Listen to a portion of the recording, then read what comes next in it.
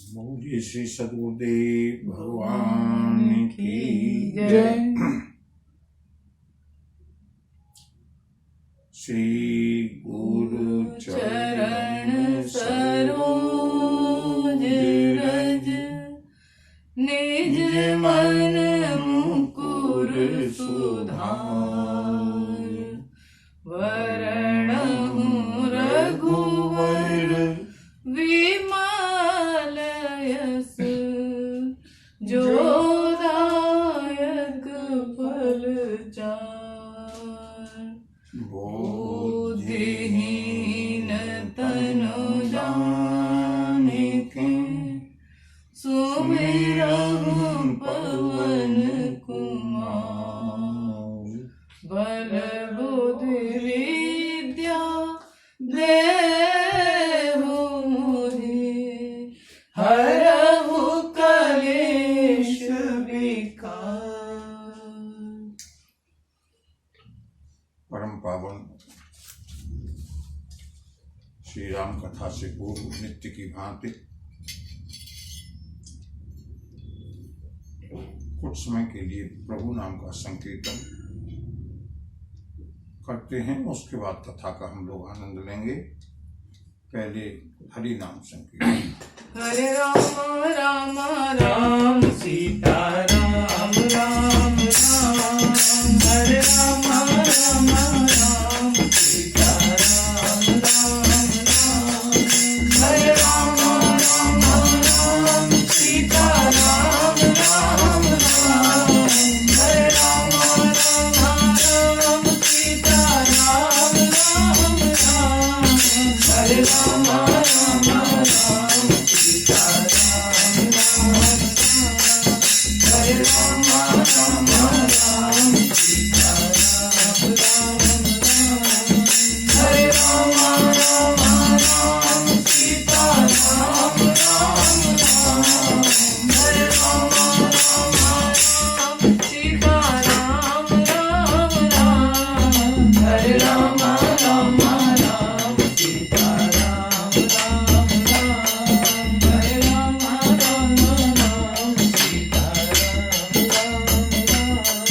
हरे राम राम राम सीता राम राम राम।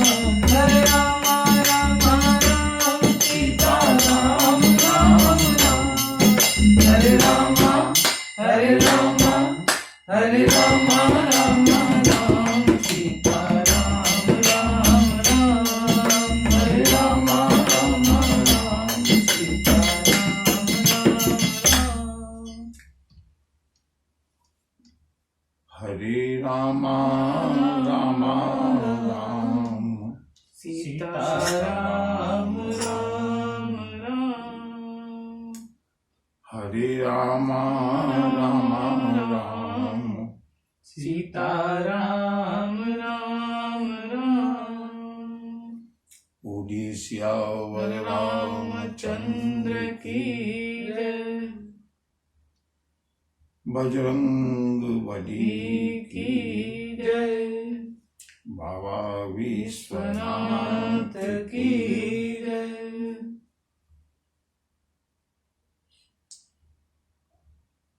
मंगल भवन अमंगलहारी।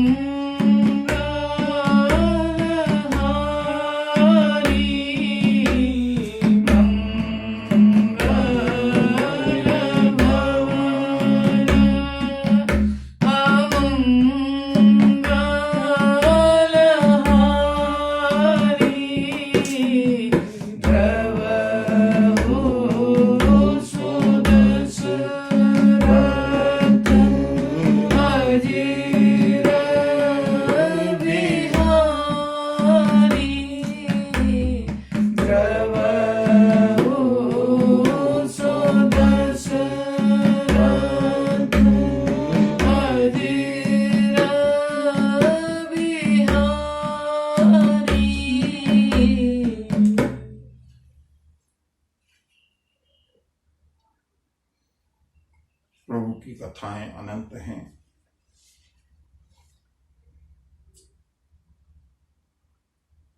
अनेक ब्रह्मांडों में, प्रत्येक युग में अपने भक्तों के लिए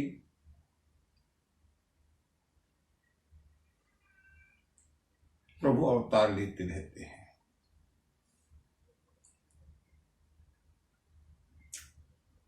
प्रभु की केवल उतने अवतार नहीं हैं जितने हम समझते हैं। प्रभु प्रतिपल, हाँ, आश्चर्य की बात नहीं है,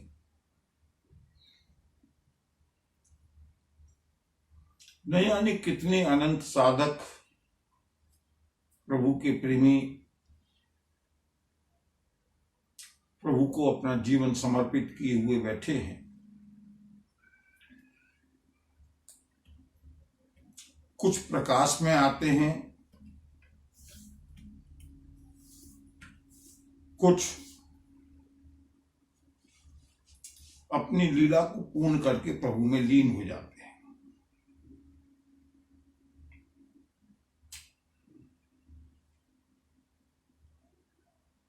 जो 10 अवतार या 24 अवतार हमने सुने हैं,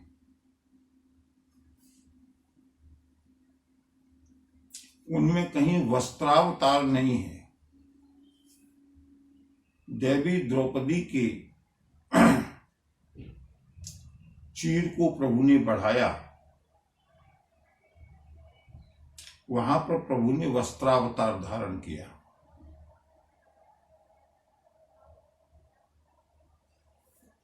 नरसी के भात को भरा, वहां प्रभु ने सेठ सामरिया का अवतार लिया।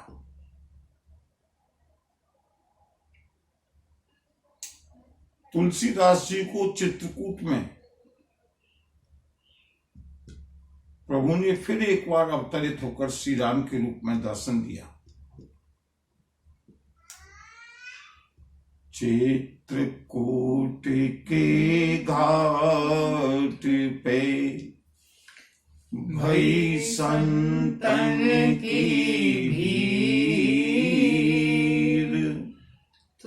तुलसीदास चंदन घिसे, सो तिलक देत रघुवीर।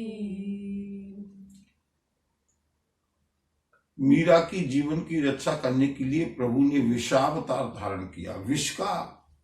विष में प्रभु ने अपना अवतार धारण किया।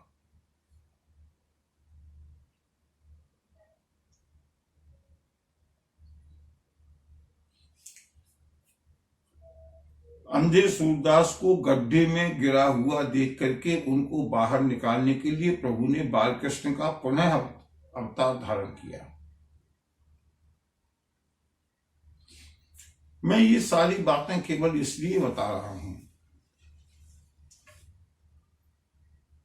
कि ऐसा नहीं है कि प्रभु का अवतार अब त्रेता में होगा या कलयुग में कल की अवतार होगा। लोगों की जिज्ञासा होती है कल की अवतार कब होगा, कहां होगा, कैसे होगा। बंधुओं, कल की अवतार कब होगा, कहां होगा, कैसे होगा, इतनी बड़ी प्रतीक्षा को जाने दीजिए।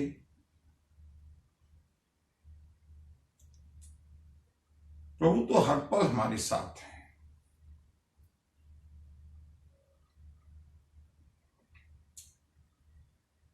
जब चाहें, जहां चाहें, हम प्रभु के अवतरण की अनुभूति कर सकते हैं।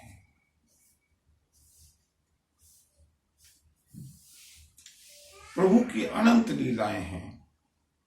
प्रभु की लीलाओं का कोई अंत नहीं है। इसलिए भगवान शिव कहते हैं देवी पार्वती, रामचरित सत कोटि अपारा, श्रुति शारदा न बरने पारा।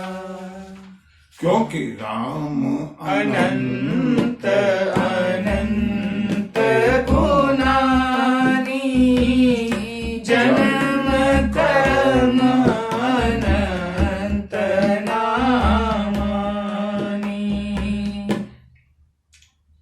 प्रभु अनंत हैं, राम अनंत अनंत गुणानी, उनके गुण अनंत हैं। असित गिर समस्या कज्जलम सिंधु पात्रे सुरतरुवर शाखा लेखनी पत्र मुर्वी लिखित यदि गृहीत्वा शारदा सर्वकालम् तदपि तव गुणानामीश पारम् तदपि तव गुणानामीश पारम्।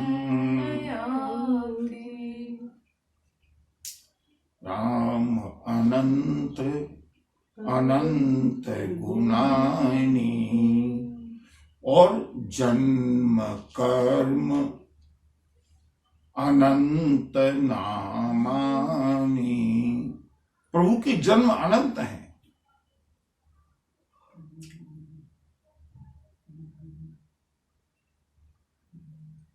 प्रभु के 2-4 अवतार हुए, 2-4 जन्म हुए, 10 अवतार हुए, 24 अवतार हुए। प्रभु एक युग में एक बार अवतार लेते हैं। ये शास्त्रीय बातें हैं। सृष्टि की परंपरा को बनाए रखने के लिए जब अतिशय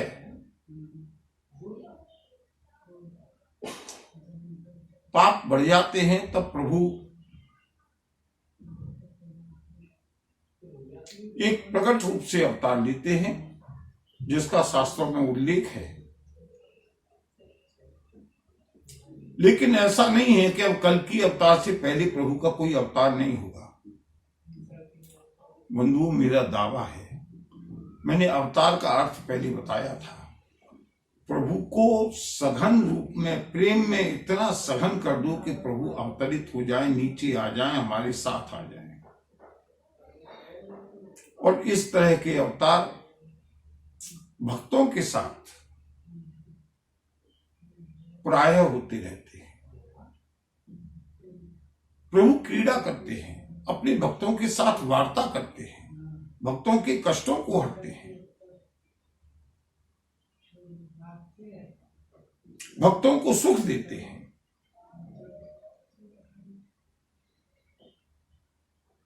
प्रभु के अनंत नाम हैं। भगवान शिव ने तो यहां तक कहा कि देवी जल सी कर मही रज गन जाही रघुपत चरितन बरनि सिराही। समुद्र में पानी की बूंदों को गिना जा सकता है, पृथ्वी पर बालू के कणों को, मिट्टी के कणों को गिना जा सकता है, लेकिन प्रभु श्री राम के चरित्रों को कभी पूर्ण रूप से नहीं सुनाया जा सकता।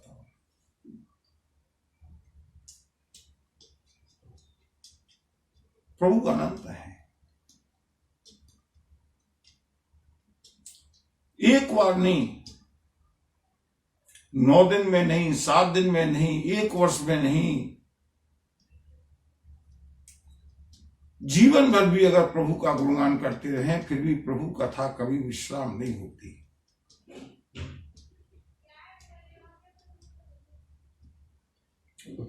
उमा कही वो सर्व कथा सुहाई, जो भुसुंडी खगपति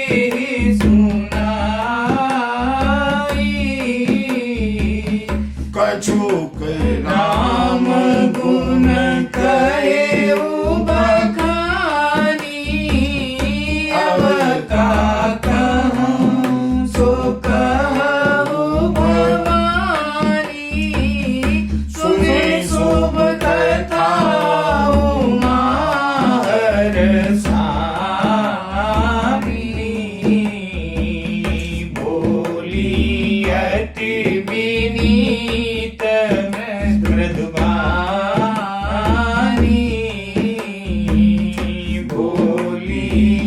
अति विनीत मृदुगानी।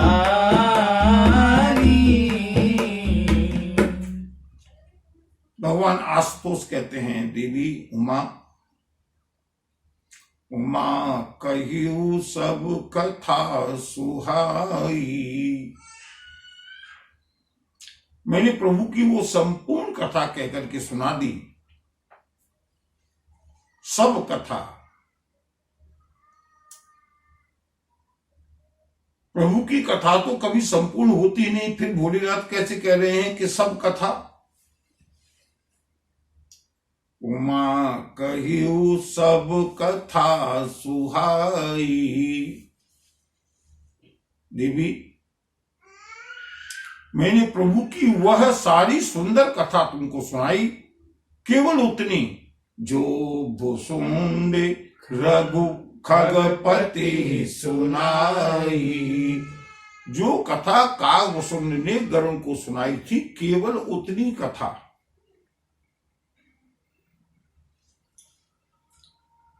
कछुक राम गुण कहे बखानी।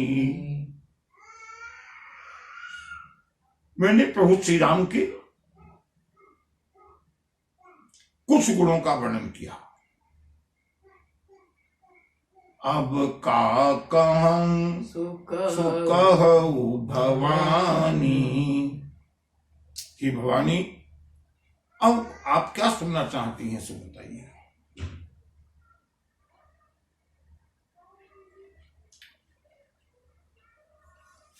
बंधु, मैं भी आपको श्रीमद् भागवत का एक प्रसंग सुनाऊंगा।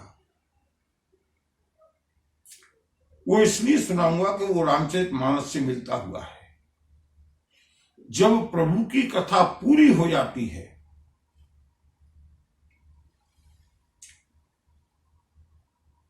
तब भक्तों की कथा शुरू होती है। जैसे कोई साड़ी होती है ना,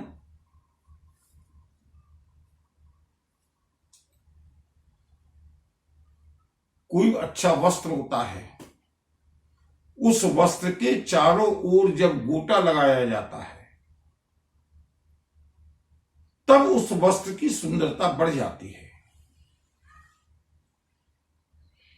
प्रभु चरित्र की जो सुंदरता है, वो भक्तों के चरित्र के गोटा लगने से, भक्तों के चरित्र का बॉर्डर लगने से अत्यंत सुहावनी हो जाती है। बिल्कुल यही प्रसंग श्रीमद् भागवत में आता है। भगवान द्वारिकाधीश के स्वधाम गमन तक की कथा सुनाने के बाद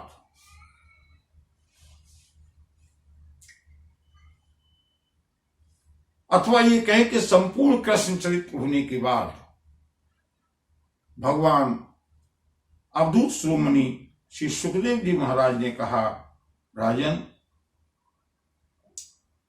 तुम्हारे 7 दिन का समय भी पूरा हो गया और श्याम सुंदर की बालपन से लेकर के, शिशुपन से लेकर के द्वारिकाधीश बनने तक की कथा भी पूरी हो गई। अब इसके बाद तुम क्या सुनना चाहते हो? क्या कहा परीक्षित ने? गुरुदेव, कथा सुनाते समय बीच में आपने कहा था कि जब भगवान श्याम सुंदर उज्जैन में संदीपनी ऋषि के आश्रम में विद्या अध्ययन करने के लिए गए, तो उनकी मित्रता किसी सुदामा नाम के विप्र से हुई।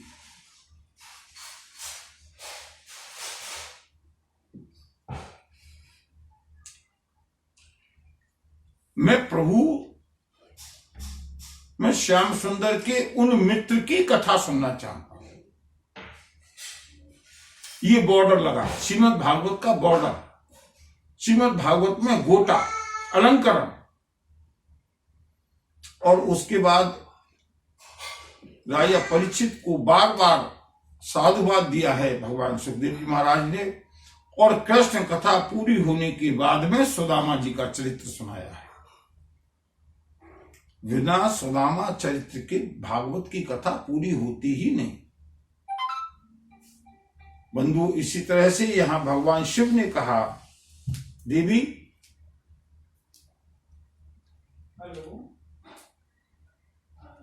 अब का कहूं,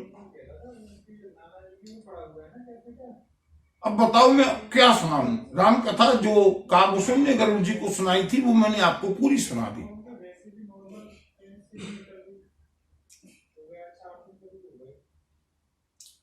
भगवती उमा अत्यंत प्रसन्न हुई और कहने लगी, हे मेरे नाथ, हे त्रिपुरारी,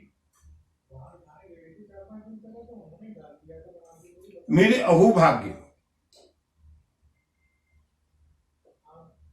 जो मैंने आपके द्वारा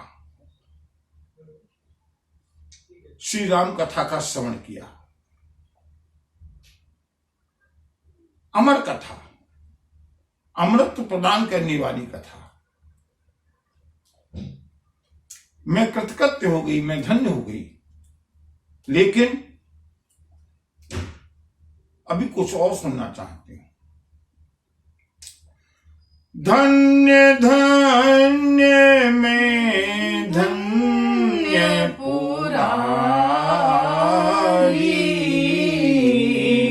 सुने राम गुण भव भयहारी, सुने राम गुण भव भयहारी। हे त्रिपुरारी, धन्य धन्य में धन्य पुरारी, ये है श्रोता का लक्षण। कृत्य कृत्य हो जाए, न्योछावर हो जाए, सर्वस्व लुटा दे।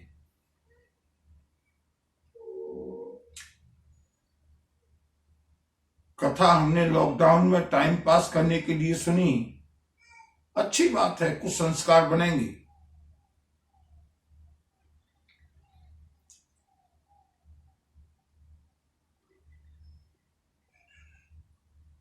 जब मन चाहा तब कथा सुनी, बहुत सुंदर बात है। लेकिन बंधुओं, कथा के ऐसे भी श्रोता, और मुझे इस बात का गर्व है कि चाहे थोड़े सही, लाखों में न सही, हमारे ऐसे रसिक श्रोता हैं जो कथा का निरंतर इंतजार करते हैं, प्रतीक्षा करते हैं।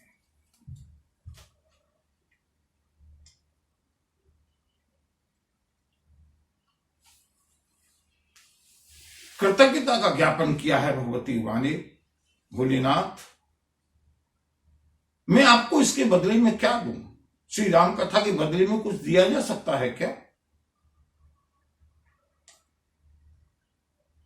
आपने मुझको श्री राम कथा सुनाई, मैं धन्य हुई। तुम्हारी कृपा कृपायतन अब कृत कृत्य नमो, जाने राम प्रताप प्रभु, चिदानंद संदो। बंधु, जरा लौट करके याद कीजिएगा, अप्रैल का वो महीना जहां भगवती पार्वती राम कथा को सुनना चाहती हैं, भगवती सती को मोह हुआ था। भगवान शिव के विवाह के बाद सती ने पार्वती के रूप में शरीर धारण किया और वहां पर जो प्रश्न किया था, भोलेनाथ, मुझको अत्यंत मोह है, मेरी बुद्धि भ्रमित है, कृपा करके आप मुझे राम कथा सुनाइएगा। उपदेश सुनाने से भगवती पार्वती का मोह दूर नहीं हुआ। मोह दूर कैसे हुआ? राम कथा सुनने के बाद।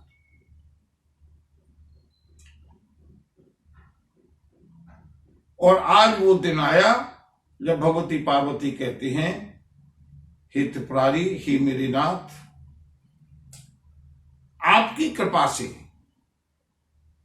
मैं प्रभु श्री राम के चिदानंद स्वरूप को पहचान गई।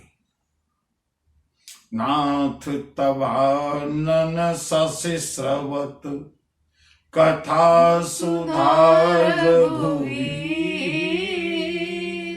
श्रवण पुटनि मन पान करे, नहीं आघात मति धीर। पुनः राम कथा और श्रीमद् भागवत कथा का कंपेरिजन, तुलना, कोई अंतर मुझे मालूम नहीं पड़ता राम कथा में और भागवत कथा में। भगवती पार्वती कहती है, ना हे मेरे नाथ, आपके मुख रूपी चंद्रमा से जो कथा रूपी अमृत बरस रहा है, उस अमृत को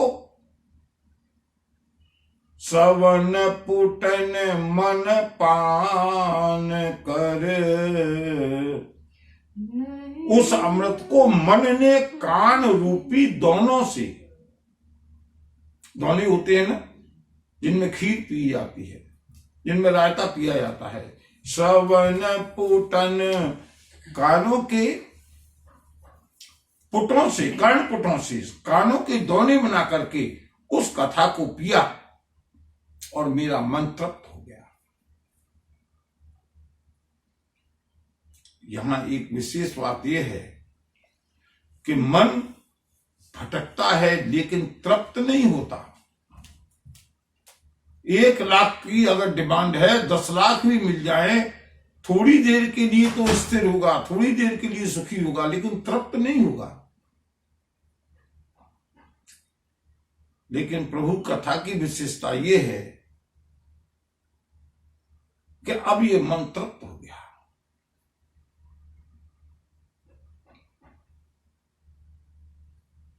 और बंधुओं, सही बात यह है कि कथा सुनने की चीज नहीं है, कथा तो पीने की चीज है।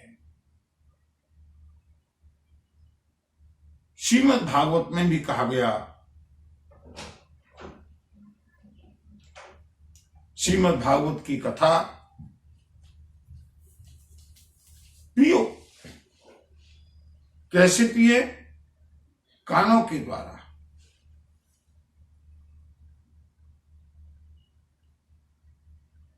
कानों के दोने बना करके। पिबत भागवतम रसमालयम, पिबत, प्रभु की कथा रस का घर है। इसको कानों के द्वारा, वाद्य कानों के माध्यम से पीते रहो।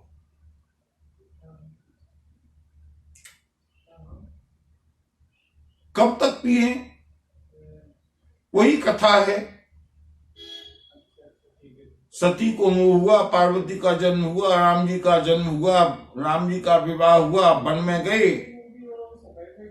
सीता जी का अपहरण हुआ, हनुमान जी से भेंट हुई, रावण का वध हुआ, लौट करके आ गए। जो ऐसा सोचते हैं ना, अरे राम चरित जे सुनत अघाही, रस विशेष जाना तिन नाही। राम सिया राम, सिया राम, जय जय राम, राम सिया राम, सिया राम, जय जय राम। प्रभु के चरित्र को, श्री राम के चरित्र को, श्री कृष्ण के चरित्र को, श्री शिव के चरित्र को, भगवती के चरित्र को, भक्तों के चरित्र को, राम चरित जी सुनत अघाही। बस बस, अब बहुत सुन ली। बंधु, एक बात बताऊं, बचपन से लेकर के और मृत्यु पर्यंत हम सारी संसार की व्यथा को सुनते ही तो हैं।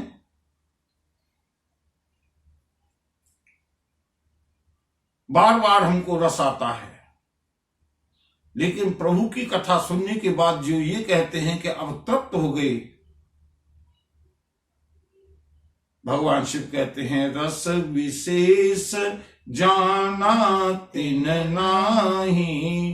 भगवती पार्वती कहती हैं उनको कथा का रस प्राप्त ही नहीं हुआ। क्यों?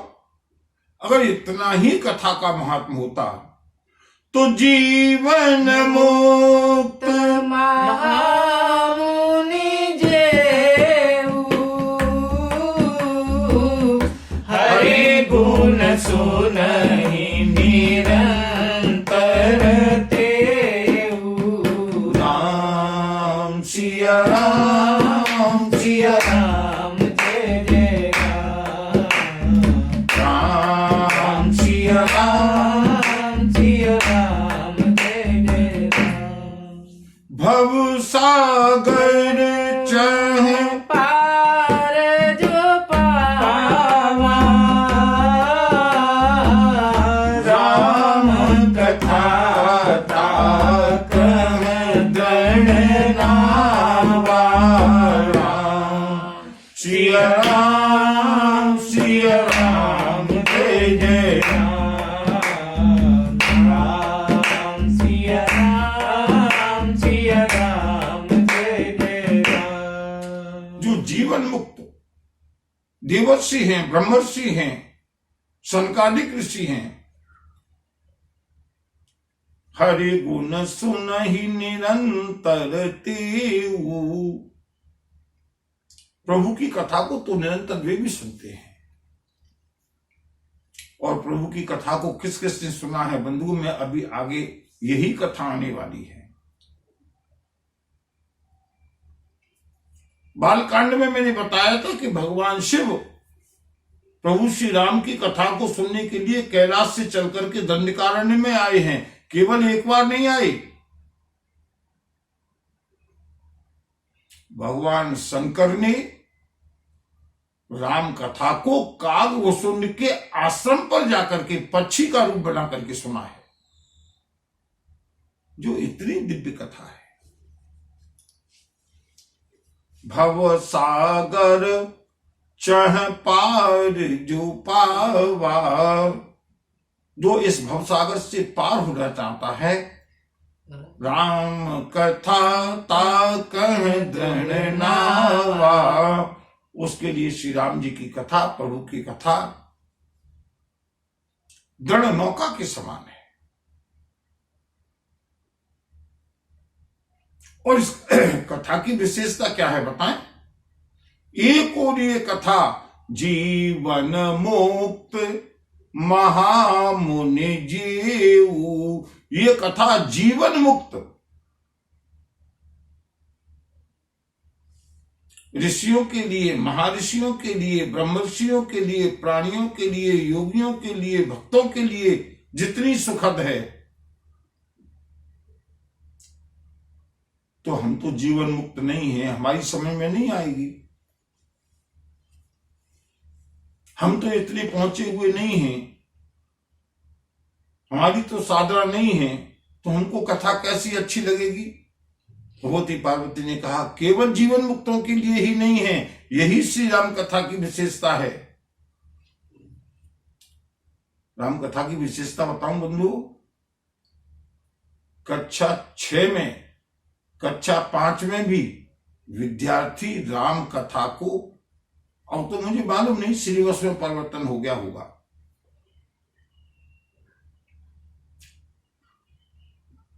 उन्हीं चौपाइयों को कक्षा 6 में पढ़ता है और उन्हीं चौपाइयों को जाकर के एमए में पढ़ता है और उन्हीं चौपाइयों के ऊपर पीएचडी और डीलिट होती है। ये राम कथा की विशेषता है। कक्षा 6 के लिए भी राम कथा है और डीलिट वालों के लिए भी राम कथा है। जो जीवन मुक्त हैं उनके लिए तो ये राम कथा है ही।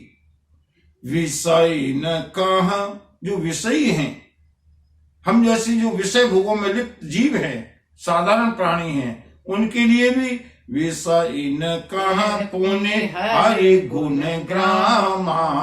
उनके लिए भी प्रभु की जो कथा है ना, सवन सुखद और मन अभिरामा, कानों को सुख देने वाली और मन को आनंदित करने वाली है।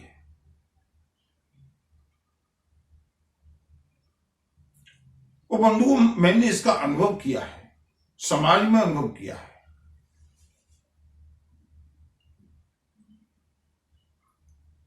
ये बात अलग है कि क्लिष्ट कर्मों के कारण मनुष्य कथा में जाकर के बैठ ही न पाए, लेकिन जो एक बार कथा में पहुंच गया ना, और अगर कथा वास्तव में प्रभु कथा है, स्वयं की कथा नहीं है, मनोरंजक कथा नहीं है, लोगों का भी दोष कम है। मैंने भी देखा है, हालांकि सर्वत्र नहीं, लेकिन प्राय है, लोग प्रभु कथा के स्थान पर अपनी कथा ज्यादा सुनाते हैं। मैं वहां पर गया, मैं विदेश में गया, मैं न्यूयॉर्क में गया, मैं स्विट्जरलैंड में गया, मैं कनाडा में गया, मैं ब्रिटेन में गया। अरे तुम गए, तुम्हारी कथा नहीं है, कथा तो प्रभु की है।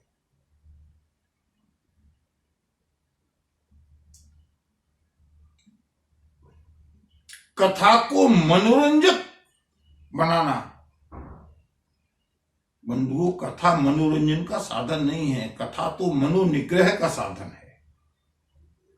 कथा मनोरंजन का साधन नहीं है, कथा आत्मरंजन का साधन है। मन का रंजन नहीं करना है, आत्मा का रंजन करना है। और मनोरंजन के लिए कथा को इतना तोड़ मरोड़ करके, इतने चुटकुले लगा करके प्रस्तुत किया जाता है, परोसा जाता है कि थोड़ी देर के लिए तो हंसी आती है, लगता है कि टाइम अच्छा पास हुआ, लेकिन बंधुओं, प्रभु की जो कथा है वो नहीं है। प्रभु की कथा तो वो है जो कागभूषण सुनाते हैं। मैंने बंधुओं सुनी है, इसलिए कह रहा हूं। प्रभु की कथा इतनी दिव्य है कि उसको सुनाने की आवश्यकता नहीं है। जो प्रभु कथा का समर्थ अधिकारी है ना, मैंने ऐसे संतों को देखा है, उनके सानिध्य में रहने का सौभाग्य मिला है, जिनके द्वारा राम शब्द कहते ही नेत्रों से झरझर अश्रुपात होता है। उनका औरा, उनका आभा मंडल इतना विलक्षण होता है, जहां जाते ही मन को शांति मिलती है। और यही कथा आगे आने वाली है, बड़ी विचित्र कथा है।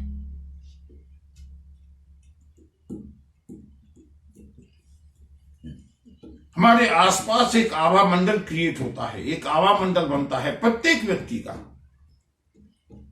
वो चाहे पॉजिटिव हो या नेगेटिव हो, उसकी इंटेंसिटी कितनी है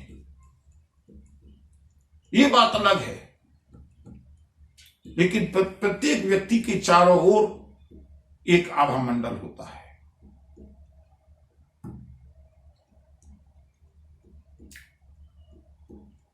जो प्रभु के भक्त हैं, संत हैं, योगी हैं, ज्ञानी हैं, उनके निकट जाने के पश्चात मन को स्वतः ही कथा में मन रम जाता है। जो विषयी लोग भी हैं, उनको भी मन को आनंद मिलता है, कानों को आनंद मिलता है। श्रवणवंत अस को जग माही, जाहि न रघुपति चरित सुहाई, ते जड़ जीवन निजात्मक घाती, जिनहि न रघुपति कथा सुहाती। सिया राम सिया राम जय जय राम राम सिया राम जय जय राम। श्रवणवंत अस को जग माही।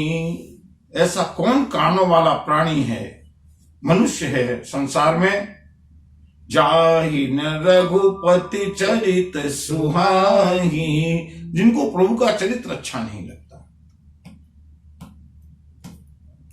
एक लोग वे हैं जिनको प्रभु के कथा के अलावा कुछ सुहाता नहीं। एक दिन अगर कथा सुनने को नहीं मिले तो एक तड़पण होती है। और एक लोग वो भी हैं जिनको कि कथा में जाने का मन ही नहीं करता। ऐसे लोगों के लिए भगवती पार्वती कहती हैं, ते जड़ जीव, वे जीवात्माएं जड़ हैं, मूर्ख हैं और निजात्मक घाती, अपनी आत्मा की हत्या करने वाले हैं। जिनहि न रघुपति कथा सुहाती। प्रभु तुम जो कही यह कथा सुहाई, काग भुसुंडे करुण प्रति गाई। राम सिया राम जय जय राम। राम सिया राम जय जय राम। भगवती पार्वती को कोई संदेह नहीं है, लेकिन सुनना चाहती हैं, इसलिए संदेह व्यक्त किया। भोलेनाथ तुम जो कही यह कथा सुहाई, आपने जो ये बताया कि ये सुंदर कथा कालभूषण ने गरुड़ को सुनाई थी। भगवान शिव ने कहा ना, मैंने तुमको उतनी कथा सुनाई है। उमा कहियो सब कथा सुहाई, जो भुसुंड खगपति सुनाई। भगवती पार्वती कहती हैं, भोलेनाथ आपने कहा कि इस कथा को कालभूषण ने गरुड़ को सुनाया। वायस ज्ञान विज्ञान विरति ज्ञान विज्ञान दृढ़, राम चरण अति वायस तन रघुपति भगति, मोहि परम संदेह। क्या बात है, क्या प्रश्न है, कितना जिज्ञासा भरा प्रश्न किया है भगवती पार्वती ने। भोलेनाथ गरुड़ तो भगवान नारायण के वाहन है, उनको कथा सुनाई किसने? वायस तन, कोई के रूप में कालभूषण से विरति ज्ञान विज्ञान दृढ़। ये प्रश्न मालूम है क्यों है? ये कहा जाता है ना कि मनुष्य शरीर के अलावा किसी अन्य शरीर में ये लाभ मिल ही नहीं सकता।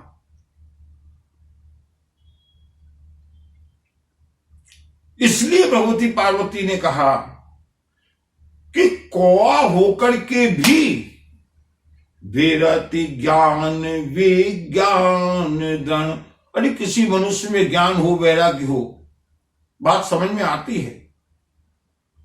किसी ऋषि मुनि में, किसी योगी में ज्ञान और विज्ञान दृढ़ हो, बात समझ में आती है। लेकिन कोय के अंदर संपूर्ण ज्ञान और वैराग्य, विरति ज्ञान विज्ञान दृढ़, राम ज्ञान और वैराग्य दृढ़ता के साथ जिनके अंतःकरण में है। और इतना ही नहीं, जिसके लिए ऋषि मुनि भी तरसते हैं, ब्रह्मा जी भी वरदान मांगते हैं, वशिष्ठ जी भी वरदान मांगते हैं, भोलेनाथ भी वरदान मांगते हैं, वो राम चरण अति नेह, कोय के शरीर में प्रभु के प्रति इतना अनंत प्रेम, इतना सघन प्रेम,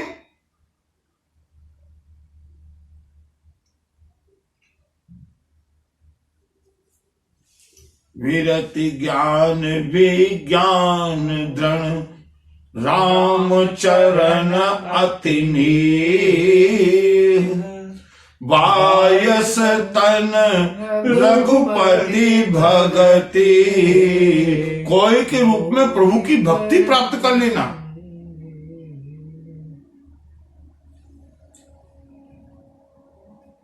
बंधुओं, इससे एक बात तो ये प्रमाणित हो जाती है कि मनुष्य का शरीर केवल अंतिम शरीर नहीं है। हम कितनी बार कौवा बने होंगे, बगुला बने होंगे, हाथी बने होंगे,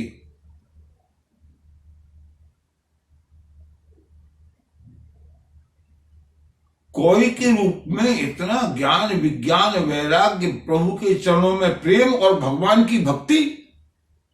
भगवती पार्वती कहती है, मोहि परम संदेह, मुझको बड़ा संदेह हो रहा है कि ऐसा कैसे हुआ। नर सहस्र मह सुनहु पुरारी, कोइक होई धर्म व्रत धारी, धर्मशील कोटिक मह कोई, विषय विमुख विराग रत होई, कोटि विरक्त मध्य श्रुति कही, सम्यक ज्ञान सकृत को लही, ज्ञानवंत कोटिक मह को, जीवन मोक्ष सकृत जग सो, तिन सहस्र महु सब सुख खानी, दुर्लभ ब्रह्म लीन विज्ञानी, धर्मशील विरक्त ज्ञानी, जीवन मोक्ष ब्रह्म पर प्राणी, सब ते सो दुर्लभ दुर्लभ सुर राया, राम भगति रथ गत मद माया, सो हरि भगति कागति में पाई, विश्वनाथ मोहि कहु बुझाई। राम सिया राम सिया राम जय जय राम, राम सिया राम सिया राम जय जय राम। बंधुओं, हमको आजकल सब धार्मिक दिखाई देते हैं ना, मुक्ति का तो ठेका जगह जगह लिया जा रहा है, मुक्त हो जाएंगे, मुक्त हो जाएंगे। मुक्ति किसे कहते हैं? धार्मिक व्यक्ति किसे कहते हैं? आध्यात्मिक व्यक्ति किसे कहते हैं? ज्ञानी कौन है? वैरागी कौन है? ब्रह्मलीन कौन है? परमहंस कौन है? योगी कौन है? इतनी साधारण संज्ञाएं आजकल लुट रही हैं, मनुष्य भ्रमित हो जाता है। सुनिएगा रामचरितमानस में, धर नर सहस्त्र मह सुनहु पुरारी।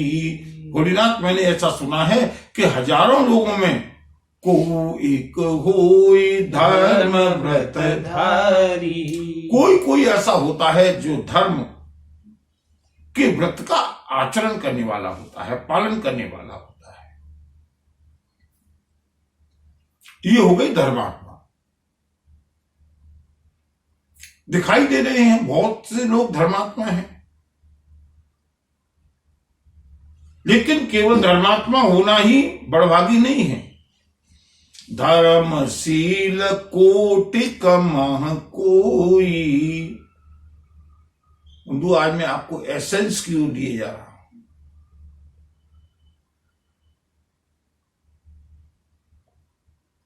करोड़ों धर्मात्माओं में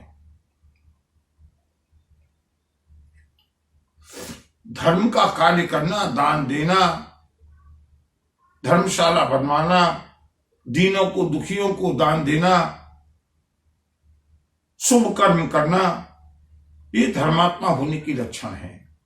लेकिन धर्मशील कोटिक मह कोई एकाध धर्मात्माओं में विषय विमुख,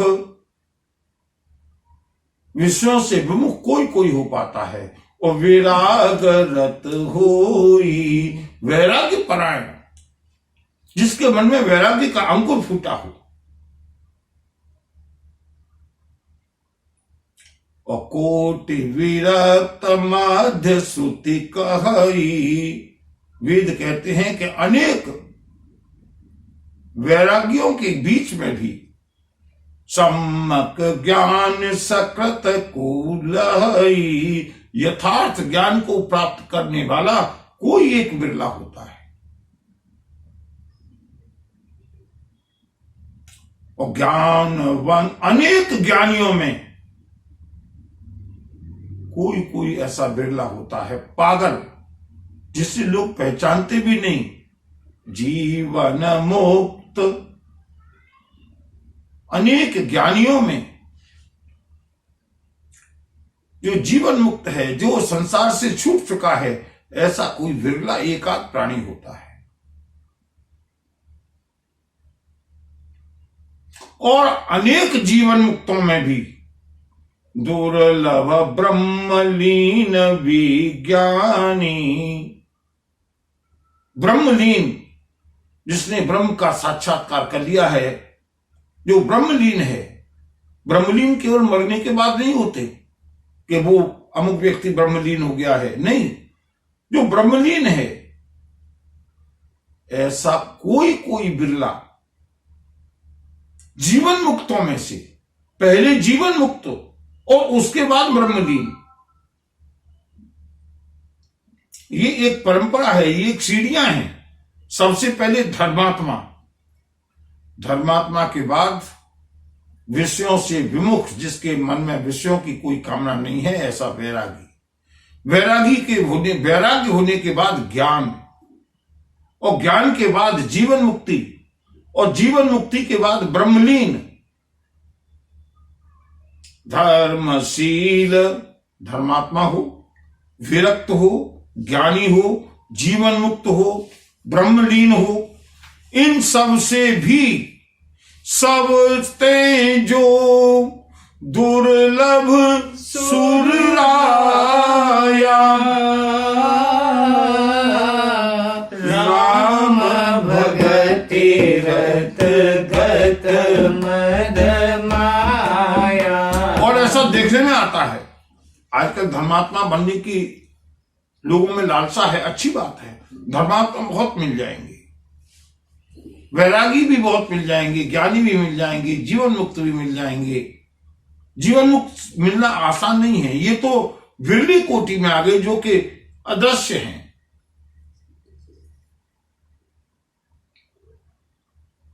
ब्रह्मलीन भी हों, लेकिन इनसे भी जो दुर्लभ है वो कोई पागल होता है, कोई विरला होता है।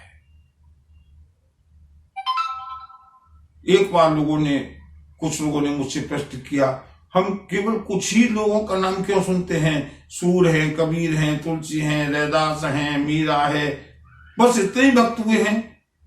बंधुओं, इतने भी भक्त एक काल में हो जाना ये प्रभु की ही लीला है।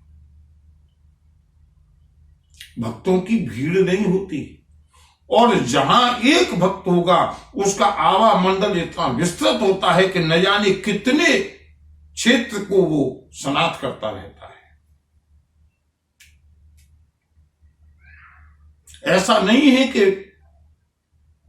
1000, हाँ भक्त जो हम कहते हैं अच्छा है, भगवत गति जिसकी है वो भक्त है, लेकिन भगवती पार्वती के शब्दों में, शास्त्रों के शब्दों में भक्ति अत्यंत दुर्लभ है। हम लोग भक्त तो हैं, लेकिन भक्त किनके हैं? वंचक भगत कहाए राम के,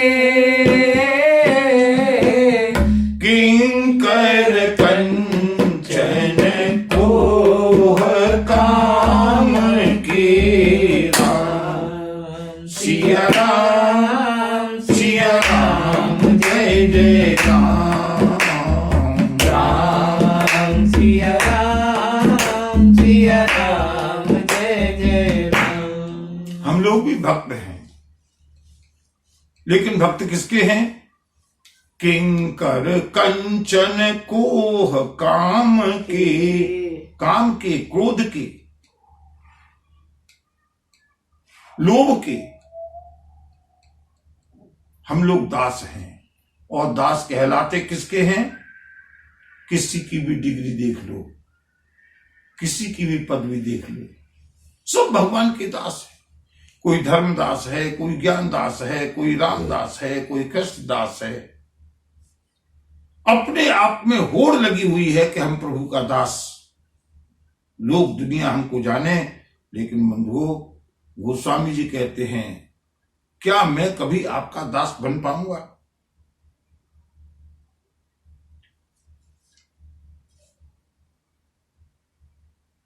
प्रभु की भक्ति अत्यंत दुर्लभ है। सो हरि भगति काग किमि पाई। वो जितनी दुर्लभ भक्ति उस कोई को कैसे मिली? भगवती पार्वती का प्रश्न है। अब तक राम कथा से संबंधित प्रश्न था, अब प्रश्न हुआ है कि सो हरि भगति काग किमि पाई, विश्वनाथ मोहि कहु बुझाई। राम सिया राम, सिया राम, जय जय राम, राम सिया राम, सिया राम, जय जय राम। राम परायण ज्ञान रत गुनागार मति धीर। नाथ कहु के कारण पायउ काक शरीर। जो इतनी पवित्र आत्मा है, उनको कोई का शरीर क्यों मिला? यह प्रभु चरित पवित्र सुहावा, कहु कृपाल काग कह पावा। तुमकी भांति सुना मदनारी, कहु मोहि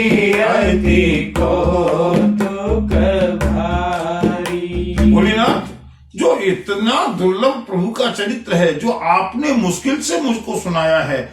ये सारा चरित्र कागभूषुंड को कैसे प्राप्त हुआ? कागभूषुंड ने कहां सुना? और फिर और कागभूषुंड ने सुना भी तो ये राम कथा तो आपके द्वारा विरचित हुई है। इस राम कथा की स्रोत तो आप हैं। आपने जाकर के कागभूषुंड के यहां ये कथा कैसे सुनी?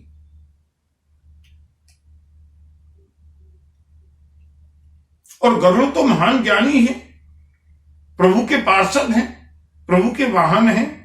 गरुड़ महाज्ञानी गुण राशि, हरि सेवक अति निकट निवासी। तिहि की हेतु कागसन जाई, सुनी कथा मुनि निकर बिहाई। ऐसे गरुड़ जी ने ऋषि मुनियों को छोड़ करके, योगियों को छोड़ करके, तपस्वियों को छोड़ करके कागभूषुंड के पास जाकर के कथा क्यों सुनी? कहु कवन विधि भासंवादा, दोहरि भगत कागउर गादा। मुझे बताइएगा, दोनों ही भगवान के भक्त हैं, उन दोनों के बीच में ये वार्तालाप कैसे हुआ? भगवान शिव को बड़ी प्रसन्नता हुई। अरे धन्य सती पावन मति तोरी, रघुपति चरण प्रीति नहीं थोरी। सुनहु परम पुनीत इतिहासा, जो सुनि सकल लोक भ्रमनासा। सिया राम सिया राम जय जय राम, राम राम सिया राम जय जय राम। भगवान शंकर प्रसन्न होकर के बोले, धन्य सती पावन मति तोरी। ये भी तुमने कहा तो है कि संदेह है मुझको, लेकिन तुमको संदेह नहीं है। ये मैंने अल्ट्रासाउंड करके देख लिया, तुम्हारे अंदर कोई संदेह नहीं है। राम कृपाते पार्वती, सपने हु तव मन माई।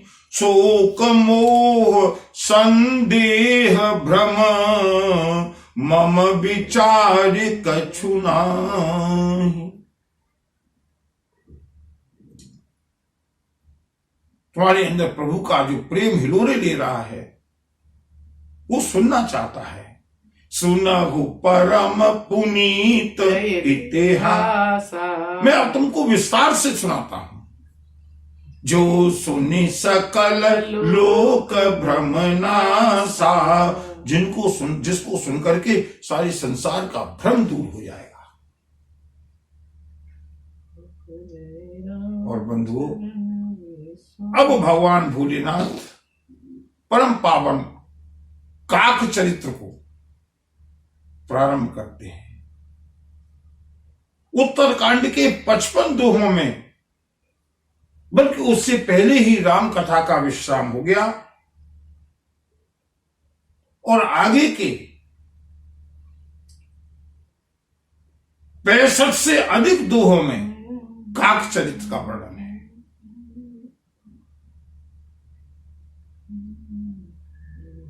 कितनी प्रभु सुनवाना चाहते हैं, कितने दिन में सुनवाना चाहते हैं, क्योंकि हरि अनंत हरि कथा अनंता, कहीं सुनहि बहु विधि सब संता।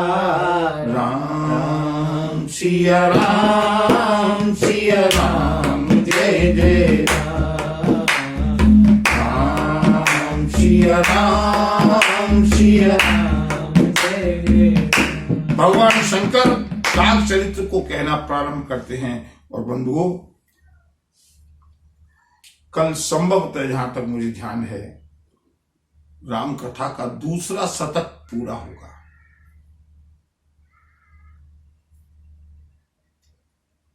और दूसरे शतक में ही हम काक चरित्र को प्रारंभ करेंगे, क्योंकि समय भी हो गया। भगवान शंकर काक चरित्र को बड़े प्रेम के साथ काकभूषण जी के पावन चरित्र का वर्णन करेंगे। और काकभूषण और गरुड़ के बीच वार्तालाप और संवाद, इसका आनंद हम आगे आने वाले दिनों में प्रभु इच्छा के अनुसार, प्रभु प्रेरणा से, प्रभु की कृपा से लेते रहेंगे। इन्हीं शब्दों के साथ बोलिए भक्तवत्सल भगवान की जय। नमः पार्वती पतये हर हर महादेव। जय।